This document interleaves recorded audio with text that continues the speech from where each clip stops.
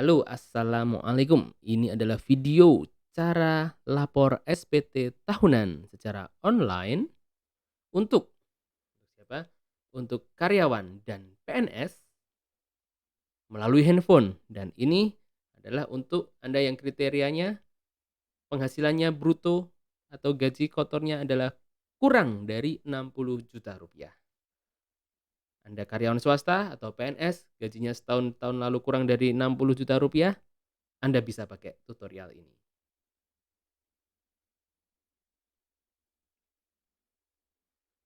Oke, baik pembaca tipspajak.com dan pemirsa Tips Pajak Media yang budiman.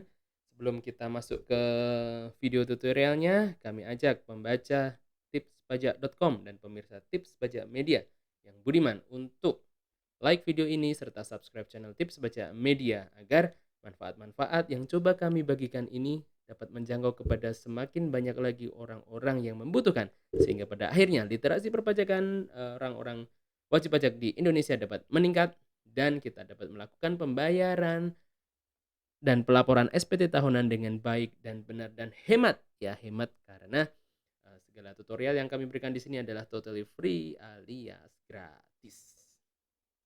Baik, kita kembali ke topik. Jadi seperti apa caranya? Inilah caranya untuk lapor SPT tahunan untuk orang pribadi, karyawan, dan atau untuk karyawan atau PNS yang gajinya dalam setahun kurang dari 60 juta rupiah. Pertama sekali kita tentunya harus login ke akun DJP Online. Search aja di Google DJP Online ya, seperti DJP Online. Lalu akan dibawa tampilan seperti ini.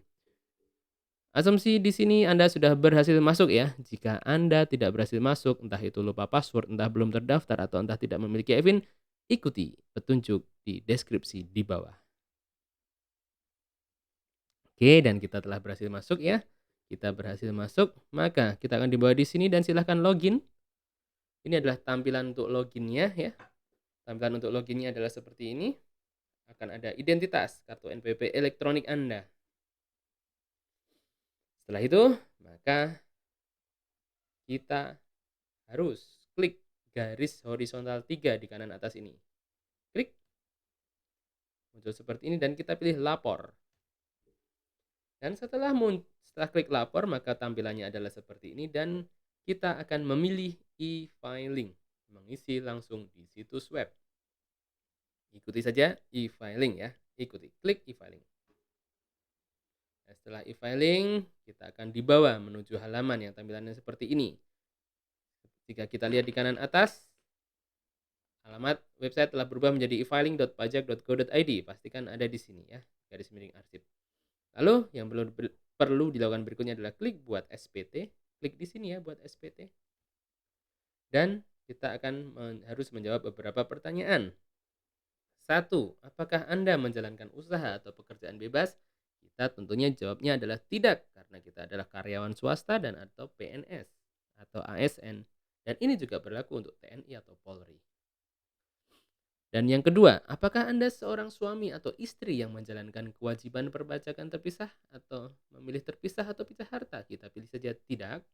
Dan yang pertanyaan ketiga atau terakhir adalah apakah penghasilan bruto yang Anda peroleh selama setahun kurang dari 60 juta? Jawaban kita tentunya adalah ya, penghasilan kita kurang dari 60 juta rupiah dalam setahun. Ikuti saja, jadi jawabannya adalah tidak, tidak, dan ya. Next, kita klik SPT 1770SS. Klik. Maka kita akan dibawa ke halaman seperti ini, halaman ke-1 dari 3. Kita akan pilih tahun pajak 2021 dan kita pilih normal. Klik normal ya. Berikutnya kita akan dibawa ke sini. Nah, kita sudah akan mengisi penghasilan bruto. Berapa angka penghasilan bruto ini? Angkanya kita peroleh di sini. Angkanya kita peroleh di formulir bukti potong 1721A1 untuk karyawan swasta dan 1721A2 untuk PNS, ASN, TNI, Polri. "Bang, saya belum dapat formulir ini." Jika belum dapat formulir ini tentunya silakan hubungi bagian keuangan atau HRD setempat dan mintakan bukti potong pajak. Berikutnya kita akan melihat di jumlah, kita akan fokus di nomor 8 ini, yakni jumlah penghasilan bruto. Nah ini, jumlah penghasilan bruto ada berapa? Kita pindahkan ke atas itu tadi ya, dan jumlah pengurangan ada berapa. Oke, sekali lagi, lihat baik-baik nomor 8, jumlah penghasilan bruto dan jumlah pengurangan. Baik, kita kembali ke laptop. Contoh di sini ada penghasilan brutonya adalah 40 juta rupiah, maka kita ketik 40 juta rupiah. Dan pengurangannya, ikuti di sana tadi, ikuti di situ pengurangan berapa, ini anggapnya 0. Dan berikutnya nomor 3, kita isi penghasilan tidak kena pajak.